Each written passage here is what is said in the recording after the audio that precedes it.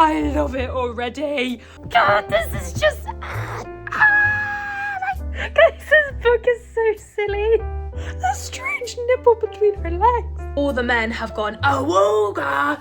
I would throw myself down the stairs so fucking fast. I'm gonna be so for real with you. I have a whole November TPR, but I think it's going out the window because I just want to read Ice Planet Barbarian books, and that's what I'm gonna do. I just finished Plier. It ended on a really salty note, so I think what would make me feel better? Monster romance. Have I ever read monster romance? I kind of read the Salt Lake Water Curse thingy. Does that kind of count? I don't know, but that would be the extent of it. So I'm excited to get in. I'm excited for the ways this might change me as a person. I just went to go to the bookstore and my car is iced over. Now you might not know this, but when my car is iced over, it ruins my whole life. Not even my day, my whole entire existence. And the fact we were only mid-November and it has done this feels like a personal attack. I have no de-icer, which means I now have to go get a de-icer. I'm livid. Realistically, I don't think they're gonna have them, but I'm still gonna look. We're gonna try the works first and see. I mean, it's not them, but they're like £3 or 3 for £7.50. And I have read these, but I do want the physical. This seems really cute. So you follow actually two sisters who fall in love, and one of them loves books and the other one obsesses over an actor. It seems really fun, and I like the sprayed edge. If they're going to be anywhere as a collective, they're going to be like around here. They've got all of them. They do have Gold Ranch though. They didn't have it, which is fine because I found that other book I really like. But now next, looking at a bit of clothing. Not that I'm going to really show you because I don't know if that's something you'd actually want to watch, is me shopping in next. I'm back from shopping. I thought I'd actually tell you what this book is about because I actually don't know myself other than it's a monster romance. So the synopsis is really, really short. You'd think being abducted by aliens would be the worst thing that could happen to me. And you'd be wrong. Because now the aliens are having ship trouble and they've left their cargo of human woman, including me, on an ice planet. And the only native inhabitant I've met, he's big, horned, blue, and really, really has a thing for me. Yes, queen. Yes, girl. You go get that man by the horns. Also, I just want to show you all. I had black jeans on earlier, but I don't want to read in them. So instead I put my brown ones on. Tell me now I don't look like Shaggy. Tell me now I am not Shaggy from Scooby-Doo. Oh yeah, you can, because I do look like that. Okay, we're locking in. The cover of this book. I'm obsessed with it. You can hear like a... It's my heater thing that I've got on because it's so cold. Okay, so our main woman is called Georgie. I don't know how I feel about the name, but it's fine.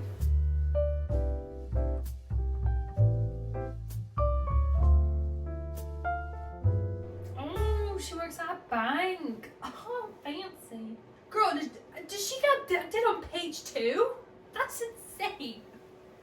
Okay, getting right into the plot.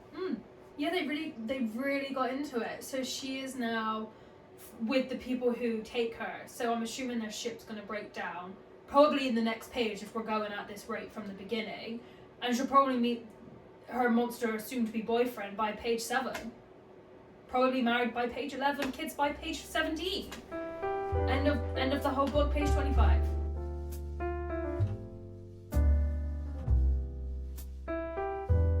We've met Liz. I'm assuming, oh my god, if these are interconnected standalones, is Liz one of the other books? Tell me now she is. Look me in the eyes and tell me she is. So they've made sure not to like take anyone who has health issues or make sure they're not pregnant, etc. But one of the girls was pregnant, so she was 2 months along. Yeah, they vacuumed her out like it was no big deal. They like the vacuum thing, they just shoved her out. That's, even for aliens, that is a little barbaric. That, you know, I'm not judging, but I'm judging. That's really messed up on the aliens. Guys, she's hilarious. So she's realised she's been kidnapped in her pyjamas. And she's like, and then I wanted to weep to think I haven't dressed properly for my alien abduction. I pray she stays like this throughout the whole book because that is my kind of humour and I love that. The girls in this are so funny. Liz keeps humming Eye of the Tiger to get Georgie all hyped up to go basically adventure in the snow. And then when they're like, oh, there's no canteen, Georgie, just eat the snow. One of the girls was like, not the yellow snow. I just love that all these girls have got like broken bones. like their soul has been crushed while on this ship and horrible things have happened to them on this ship. And they said, but don't worry, bestie, because when you need it, we will be funny. Because at the end of the day, Georgie, you're the one going out there, not us. You're going in the snow and you might get taken again, but not us, baby girl. Well, not until the others come back, but that could be a couple days. I also did not realise how short this book was. It says that it will only be 2 hours, I believe, 2 hours and a half. Whoever wrote this was clearly a Star Wars fan, okay? Because Star Wars has been mentioned a fair few times and I love that. Even when she's caught in a snare, she says, I remember the scene in Star Wars where Luke found himself upside down in the snow creature's cave.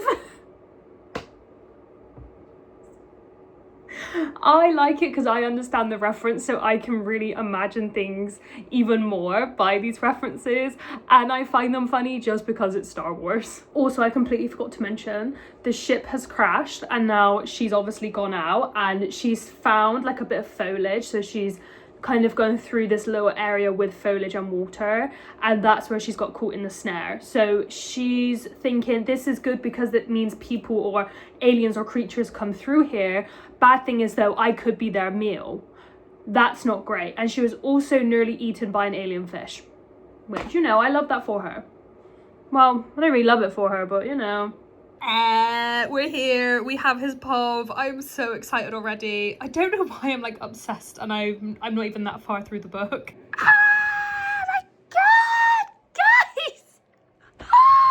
I love it already. I love this book already. Are you reading this? And then I am shocked anew as my, I can't say that word, resonates inside me, my inward being, which has lain dormant for so long, which recognizes no mate amongst my people. It vibrates and sings at the sight of this creature. I stare at it. God, this is just so good. I love it. Guys, you guys don't understand, okay? I just love things where it's like that and it goes, oh my god, I know this is my mate. And then I just love, I don't know what it is about that I love so much. I've just come into my reading gaming room quickly to just check that my dehumidifier is on, because if you live in the UK, get one of these bad boys, it will help you out a ton. But I don't know if I showed you, I obviously have had this one since it came out, but I now have Brimstone and it looks so pretty and together they are gorgeous. But I really don't know where to put them because I kind of have this set up around the candles and now it doesn't look the same. I also don't know if I want them both facing outwards because I think the front of them are so pretty, but I also love the edges. Look how it has like the silver sparkly and then back there it's the bronze. I love that. Can't forget you. I don't know, I'm gonna ponder it, and by me I mean my sister because she does all that for me, but I'm gonna go get a Pepsi. Look, it might be so cold in the UK, the car has frozen over, but I will be having ice with my Pepsi because why on earth would I drink it otherwise? If you're curious, I have a cherry one.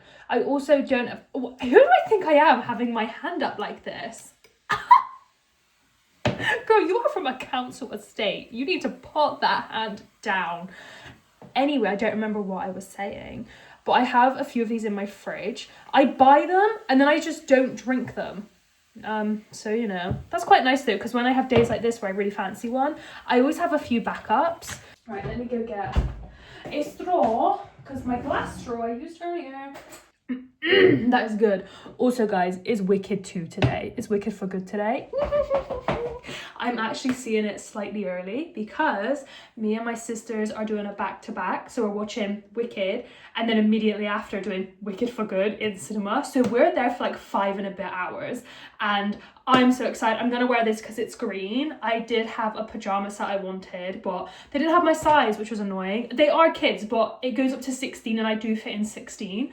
But there was none of that. My sister is also wearing green and my other sister I think is wearing pink. So we're all kind of fitting in a theme, but we wanted to go cozy because we're sitting down for so long. That's why I kind of thought I'd wear these jeans because they are just so baggy and comfortable. Not that you guys need to know that, but I want to share that with you guys. So he's ran and taken her to a cave because he was like, well, what else am I gonna do with this thing, girl? I'll just take her to the hunting cave and, you know, we'll chill, we'll hang for a little bit. But now his inner is going, that's mine. That is mine. And he's like, God damn it, this is a burden right now.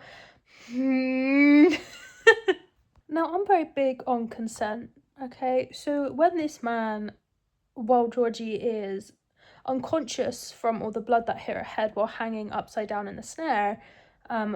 While he undressed her, for I don't really know why, he then decided to go diving, if you know what I mean, with no goggles on.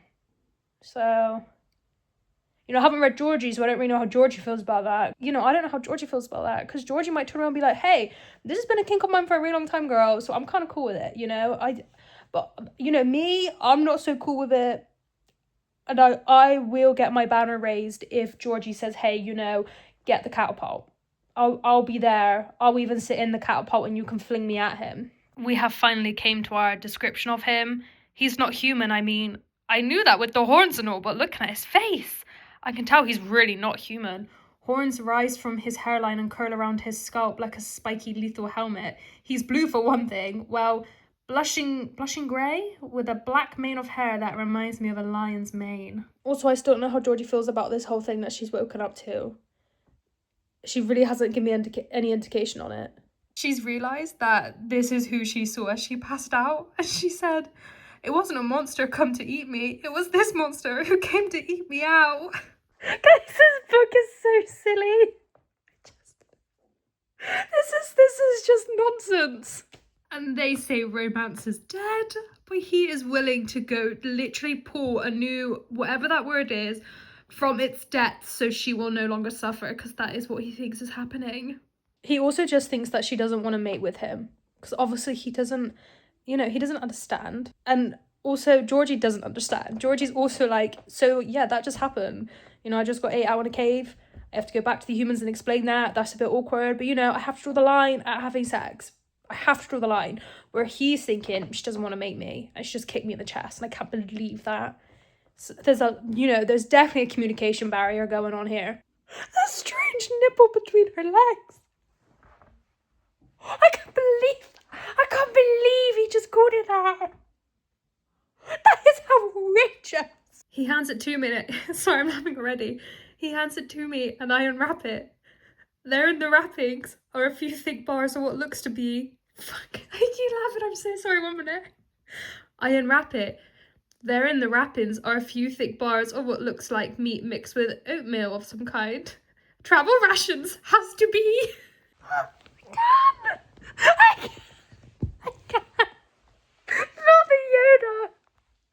Please tell me that was meant to be a Yoda reference. Guys, this might be my favourite book. It is so cold that I have to bring my little space heater with me wherever I go in the house. This is the life, isn't it? Heating yourself up with a space heater in your kitchen at 3 p.m. God. Anyway, I'm actually down here because I have to have an extremely early tea. I say 3 p.m, it's more like 4 p.m. because obviously, like I said, I have Wicked, so I'm going to eat before Wicked because there isn't really time in between, so I'm just going to store up now.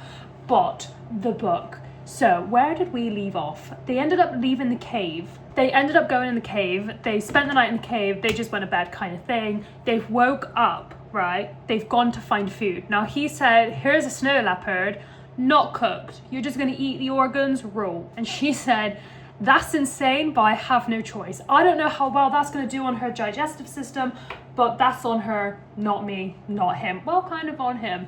So they're now at the lake. So they've had their food, they've gone to the lake, and they're having a bath in the lake. While doing this, he's kind of given her survival tips through how they can communicate, which is really just repeating words to one another and just monkey show and monkey do kind of thing. So in the lake there's fish that would literally tear you apart. So he showed her how these berries would make these like fish creatures leave the lake so she could drink the water and have a bath. And she said, a bath?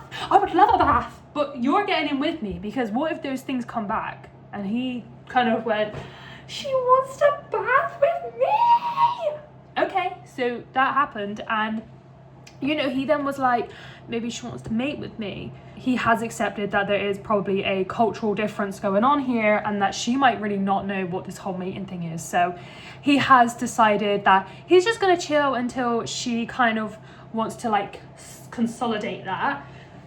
Patience. He said, I have patience. I can do this. Amen. Right? Now, she needs to go up the mountain. So she went, hey, big old horn fella, give us a kiss. And he was like, what on earth is a kiss? What was that? But I like it. So she was like, you take me up that mountain and I'll give you another kiss. And in his way of communicating, he said, I'll take you up that mountain, but we're gonna do the nasty. And she said, look, I'm gonna use the tools at my disposal and I'm gonna get me up that mountain. So giddy up, cowboy, we're going up that mountain.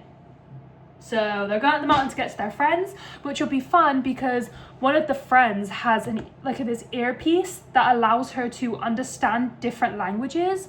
So I'm assuming his language is on that device. So she'll be able to understand it and then communicate for Vikel and for Georgie. So that'll be interesting because as of right now, they're really just playing a game of charades, a really, really long game of it. I'm stuck. Oh my god. Oh, she's fallen down the hillside, and as she has now come to, she's like, oh, that's a bunch of eyes, and those eyes are staring at me. Help me, Vikel. Where is he, you ask? Well, he's at top of the mountain, being like, baby girl, I told you no, you were gonna fall. Well, actually, you wanted to drag her into a cave to rest for the night because her hair was like ice where it's just frozen and her hands were shaking and she's just really cold. So they're not at the top of the mountain, but they are getting there. The Star Wars references. The things looking at her look like Wookiees.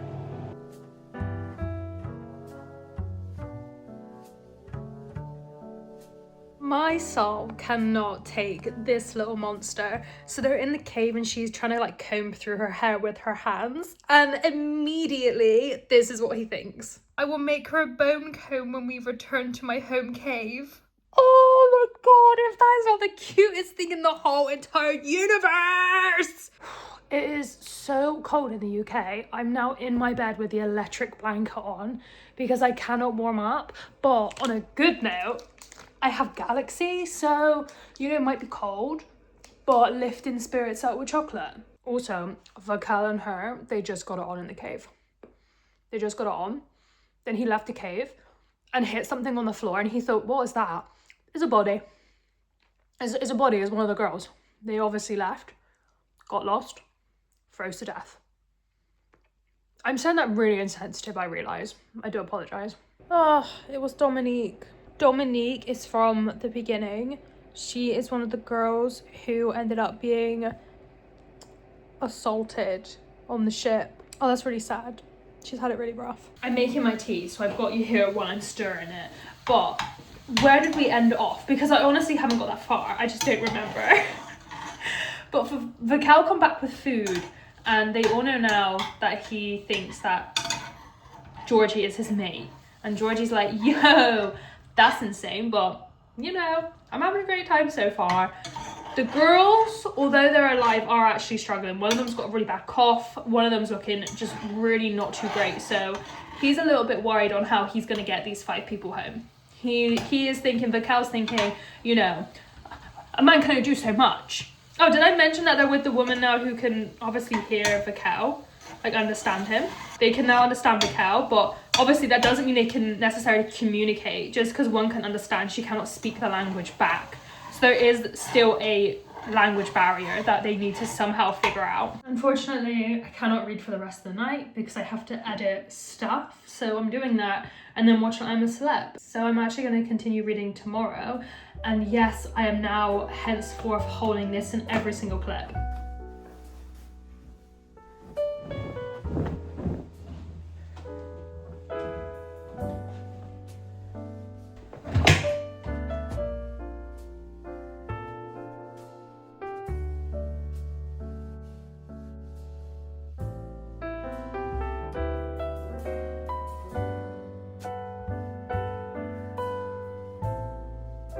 I am back from running around and doing some shopping with my sister. I've got another wash load on. Sunday is definitely wash load day. By the way, it's a new day from yesterday. I only read a tiny bit of the book. I just ran out of time because I also went around my sister's. We did takeout with the family. We did Uno with my nephews. I had a great time.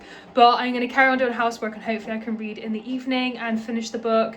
I honestly do not have high hopes because I keep saying this and I'm reading a few chapters and then having to dip, and I honestly have so much housework to do. And this is going to sound really sad, but I really just want to do wash loads all day. Like, I'm excited to do wash loads. I've done all my housework, I've done all my washing. I am finally ready to read the book, and I'm so excited. I do have a candle on. It is vanilla shortbread. This is from Asda. It's like £3 and it smells incredible, absolutely incredible. I need to stock up on these because I'm really worried one day they'll discontinue these and I will be sad about it. He has to stop calling it a third nipple. We have to stop this, okay? Because every time he says it, I have to burst out laughing.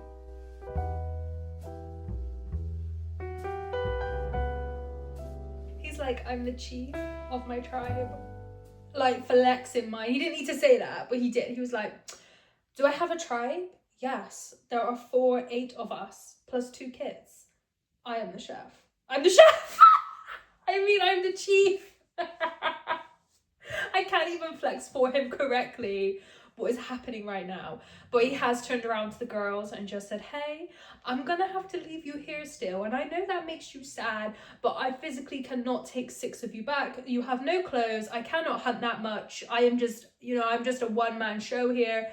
Georgie alone is gonna take me 2 days to get her back, which is a 1-day travel usually, because she is just dead weight sometimes, let alone 6 of you. So, they're a bit upset about it. But he did say, when I go back, I will get some of my homeboys, some of my friends, and we'll bring up food and rations and clothing, come get you, and we'll bring you back down in a safe manner. So, honestly, good job on him. He's doing a great job. Also, don't forget that the girls have the trackers in their arm, and the aliens are due back soon. So I think they're really panicky that if Vikal and Georgie are not quick enough, they will be taken and never found again. So honestly, I understand why there is so much stress going on. And they have tried to tell Vikal this, but how do you communicate that? It's pretty hard, like they're pointing at their arm. But to him, he's like, okay, it's an arm. Then they're pointing at the wall to be like, the aliens are coming back. And he just thought, that's just a wall, babes. What are we pointing at the wall? There's nothing on the wall. This is really nothing to do with me. Oh, has it got juicy? It has got juicy. So they're making their way down the mountain. And they end up, if the camera shakes, I'm sorry, I'm holding you up with my foot. I'm so sorry. But they're going down the mountain, and Vikal, I always say his name wrong, but I've said it so much now that that's his name. He goes, hey, we're going to go into this cave that we call the Outer Cave. It's this really nice cave. You're going to love it, Georgie. They do the nasty in the cave. Georgie then is like, hey, that looks like a ship control panel. Is your cave an actual spaceship?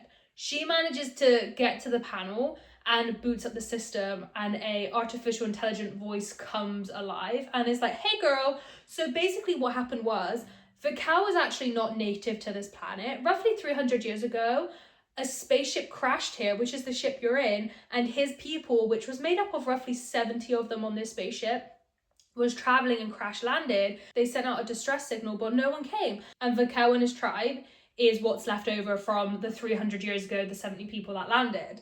What's also worth noting is the Kui, or however you pronounce this, I'm so sorry. This isn't built in with them. So this is a parasite that then binds with a person or another being or some sort of monster, etc., and allows you to survive on the planet. Because we now know that after 8 days, you'll die because there's a toxic gas, and once the levels get high enough, you just die. But your body doesn't react immediately. So this is why Vikal is so panicked, because he knows Georgie has a time limit of 8 days. We've been just frolicking around in the snow for God knows how many days. We don't have a long time to get her one, and now we have to find some for 5 other girls. This is why King is so stressed, right? Because he knows. He's like, crap. But I don't know if he knew that he is from another planet completely. He was not native here. So that means there's another planet with all his people on, and I'm curious if they're maybe going to leave and go back. I should have kept reading because they can now speak the same language. The ship actually had this ability where it can ingrain a language into someone's brain. So Georgie said, hey, bestie, can you give me that and then I can speak to him? And the ship said, okay, bestie, stay still. There's going to be a laser beam that hits your eye, and it's just going to ingrain everything about this language into your brain. So now they can communicate, which I love for them. A bit of an easy cop-out, but It's fine. First up, I have a galaxy bar, so I'm in a great mood. Second off, the cow and Georgie are now back at the camp and they've met his friend, Rahosh. Feels wrong. Feel like I said that wrong, but Rahosh. And he is also in a state of shock because he is like, for one, what is that being next to you? Second off, she's your mate? What? Like, how has this occurred? What on earth is happening? So honestly, I think he is almost in a state of shock. I see a yearning as he looks at me, not in a sexual way. Instead, it's as if his best buddy just showed up with the Christmas present he's been wishing on for years. Rahosh, not you being so for this. Oh, that's just so lovely. Guys, I'm keeping it buck 100 with you. I am scared for these women. You know, they've now met everyone from the tribe and all the men have gone, awooga, as soon as they heard there was 5 females on the cargo. But they do not know what Georgie knows. And Georgie goes, in her head, by the way, not to others, there's like 6 more girls in pods. That makes 11 of us. Well, 11 of them up there, 12 including her. So she's already said to the cow, hey, this is an open mating season for you guys. Okay, if any of you resonate or want to mate with someone, you're going to get their consent. And if they say no, they say no. That's the end of the story. So, you know, Georgie's quite nervous and I cannot blame her whatsoever. Rahosh sinks into the shadows, a spear gripped in his arms. He watches me intently, but not in a creepy way. If I had to place bets, I'd say that Rahosh is going to lobby hard for a human mate. I feel like this is soft launch in his book. But also, is that too obvious that he'd mate with a human? You know what I mean? Like, I don't know. Got my eye on you, Rahosh. I got my eye on you. So Vakel is now witnessing his first time in what I would call the doghouse, as he has admitted that, hey girl, I actually can get you pregnant. And I am, you know, I'm down with that. And Georgie's gone, I'm late. And she just straight up was like, you mother... She was not happy about it. And now she's kind of going through it. And I can't blame her. I cannot blame her, because I would throw myself down the stairs so fucking fast. I see Rahosh stalk towards the blankets. He lifts one corner and then ever so gently lifts Liz and cradles her in his arms. You know, I still don't know how I feel about Rahosh. They keep making comments to keep an eye on him, so I'm also like, okay, I'll keep an eye on him too. But I also am like, maybe he's just really misunderstood. Sometimes that happens, you know, in these books. They lead you to believe something else. So, you know, I'm just... one eye open kind of thing. Oh, okay, so at that same time, Georgie hears a purr and she turns around and she's like, which one of you? Which one of you's doing that? No one is admitting it. Not a single soul said, hey, that's me. They're keeping it a secret. They're keeping it a secret. I'm worried. And why are they keeping it a secret? That's the real question. That is the real question. Not Georgie declaring she's pregnant. Renee, I'm kind of biased in one direction because I'm pregnant. I just thought it was like, oh yeah, like you could get pregnant. She's like, no, I am. With confidence too, so it must be a factual statement. It's got awfully dark in my room, I need to turn a light on, but their arm has started to flash up, so the aliens are returning for them. So stress was at a high. Stress has broken the meter. We're at an all-time high stress level. I don't know if I want this lamp on or my dog. I think I'm gonna go, okay, well, you know, that answers that. I'm gonna pop the dog on. Here we go. Yippee! Oh, look, isn't that just such a nice setup? Liz is definitely one of the funniest characters. They can hear a roar and her immediate reaction is, what the fuck is this Jurassic Park shit? I so want the next book to be Liz's. I will read that immediately after. I'm obsessed with Liz for some reason. I'm also 91% through, so we're really near the end. I've changed location, by the way. And Lizzie, what have we got ourselves into? Of course, Rahosh has mated her. Well, I'm assuming because it says Rahosh has ran away with her. So I can only assume that is what has happened. Also, some of the other males have resonated with some of the females. Not all of them, but some of them. So, you know, I'm intrigued to see how that plays out and which ones have resonated with each other. I just think, a curious little cat, one might say. It's also worth noting that all the guys have said, if we resonate with any of the women, we are going to take it slow. You do not need to worry. This is just going to be, everything's going to be okay. So, you know, we love that. Well, except for one, and that was Rahosh, by the way.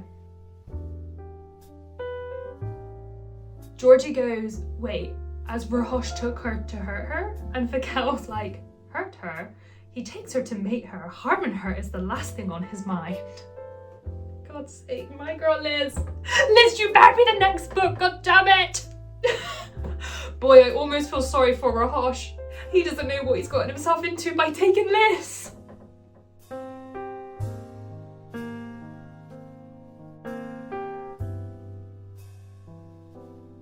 Oh, I hope it's the guy. One of the guys really wants a mate because he wants nothing more than to have a family and be a dad. So I'm kind of hoping maybe he found his mate. Though he plays such an insignificant part in this story, I don't know why I've decided to latch onto that storyline. But here we are.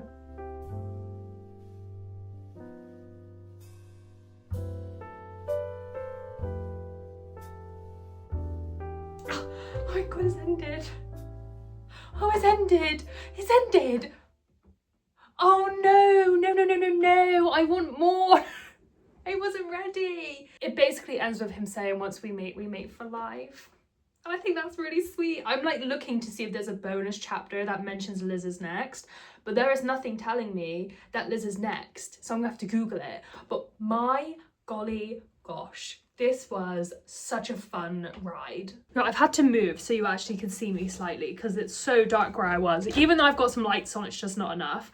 But now we're at the end of the book. I just want to say how much I loved it. I went into this for a silly goofy time and I received a silly goofy time, which is the most fun. I am 1000% going to continue this series because I adored it that much. If you go into it expecting silliness, then you'll like it. If you go into it expecting seriousness, then you're gonna not like it, okay? You have to read these in a silly mood to fully enjoy them.